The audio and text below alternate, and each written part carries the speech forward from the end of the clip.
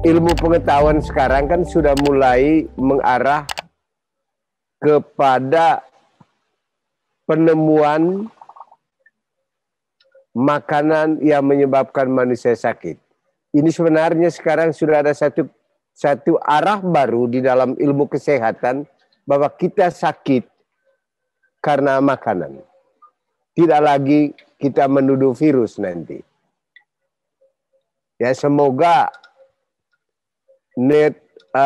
nutrigenomik ini akan berkembang hingga kita tidak lagi menuduh di luar diri kita, di luar makanan yang menyebabkan kita sakit. SKK mendahului semua itu dengan cara yang murah, dengan cara sederhana saja, ya. Saya minta yang baru setialah, dan yang lama juga setialah. Tetapi nanti bukan berarti kita tidak pernah sakit. Sakit itu bagian dari hidup, ya. Juga nanti jangan berpikir kita tidak akan mati. Tapi jangan mati secara bodoh gitu. Matilah dalam kecerdasan. Kita mati memang karena waktunya kita mati. Bukan karena setelah habis uang di rumah sakit baru kita boleh mati gitu. Ya. Kami melayani semua orang bukan karena kurang kerjaan. Ya. Secara fisik, secara manusiawi, melakukan pekerjaan tanpa meminta imbalan sedikit pun, itu cukup melelahkan. Tapi saya, karena menjalani panggilan hidup saya melayani orang sebisa saya bisa layani. Jadi ketika saya tidak bisa bertemu orang secara langsung, salah satu jawaban yang disediakan adalah Zoom. Berbahagialah kamu yang berkesempatan ikut Zoom.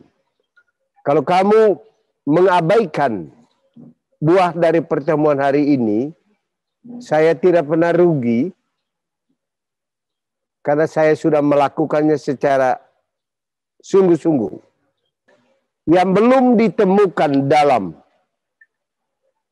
dan tidak akan ditemukan dalam nutrigenomik, ya, penyakit-penyakit yang disebabkan oleh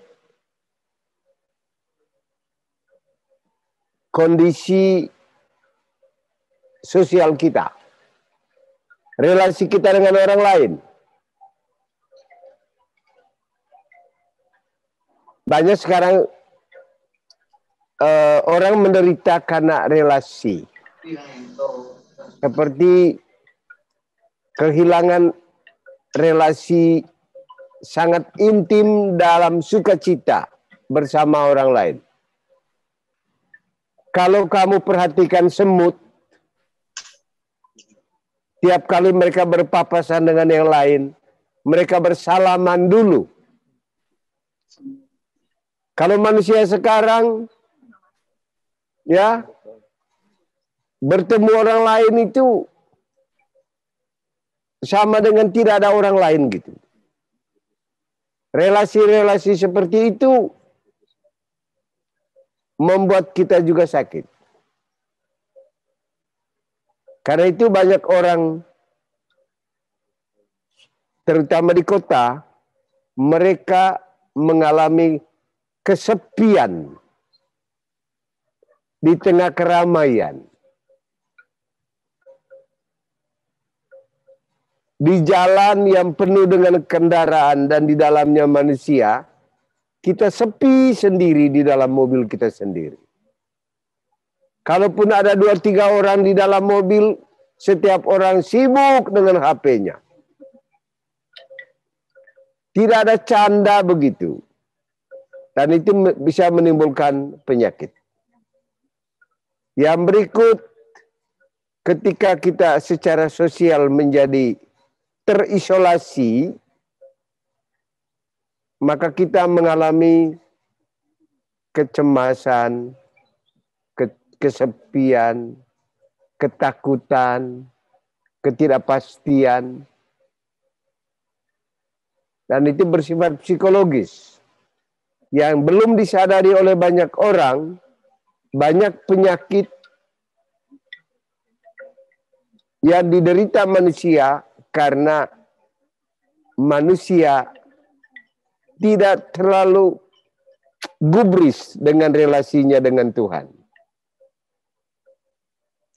Kalau kami di NTT, kalau mati baru kita membutuhkan Tuhan. Jadi kalau mau sehat itu ada sehat fisik, sehat sosial, sehat psikologis.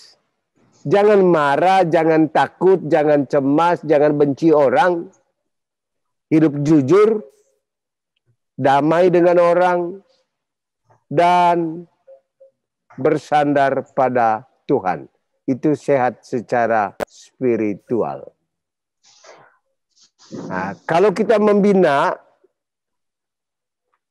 sehat dengan semua komponen seperti itu, maka kita adalah the master of our own life. Tidak lagi perlu dikerjain orang. Nah, karena itu yang baru, jangan main-main. Apapun agama kamu. Tapi kalau orang yang sungguh percaya pada Tuhan, dia tidak memilah.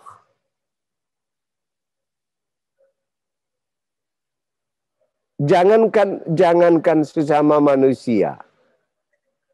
Ya. Ajaran Hindu bahkan dan ajaran Islam, ajaran Kristen, kita juga harus membina relasi yang baik dengan alam. Orang Islam bilang rahmatan lil alamin. Orang Hindu Buddha bilang harmonis dengan alam. Kalau orang Kristen bilang kuasailah bumi. Tapi kuasa di sini bukan kuasa dalam arti eksploitatif. Tapi kuasa di sini adalah kuasa mengenal alam supaya kita bisa tahu cara kita berelasi dengan alam dan tahu cara memelihara alam sesuai dengan kehendak alam. Hanya selama ini orang Kristen menerjemahkannya untuk orang tertentu secara keliru. Menguasai alam itu artinya kita merombak alam menurut kehendak kita sendiri. Nah, jadi kita harus menjadi orang baik. Kalau mau sehat, jagalah makanan, jadilah orang baik secara sosial, secara psikologis, secara spiritual. Ikutilah kehendak Allah. Jadi beragama sesungguhnya itu kita menghormati alam. Manusia bagian dari alam. Kita menghormati perbedaan kita. Ya, karena tidak ada manusia yang sama di muka bumi. Tetapi kita tidak melihat perbedaan itu sebagai halangan kita untuk menjadi saudara. Ini nih. Aryan ini, lihat. Ya. Tidak, dia Muslim, saya Katolik. Lihat kami. Lihat kami dua ini. Ya. Terus kok tidak ada perbedaan di antara kami? Ya, perbedaannya dia tua, saya muda. Tetapi tidak menghalangi relasi. Ya. Itu beragama yang benar gitu, karena beragama itu mengajarkan orang untuk berakhlak mulia terhadap diri sendiri, terhadap orang lain, terhadap dunia. Ya, baik.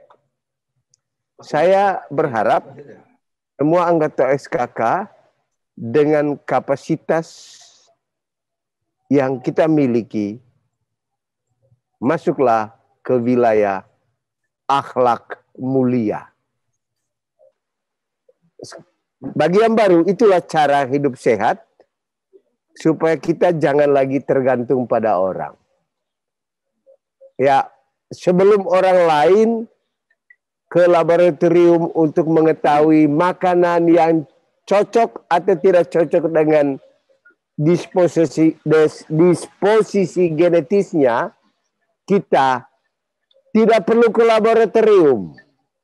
Dengan saling bertatap di layar begini saja, kita tahu apa yang tidak cocok dengan tubuh kita. Tetapi tidak cukup.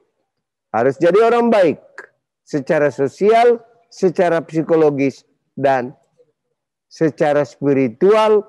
Jadilah orang berakhlak mulia. Selamat siang.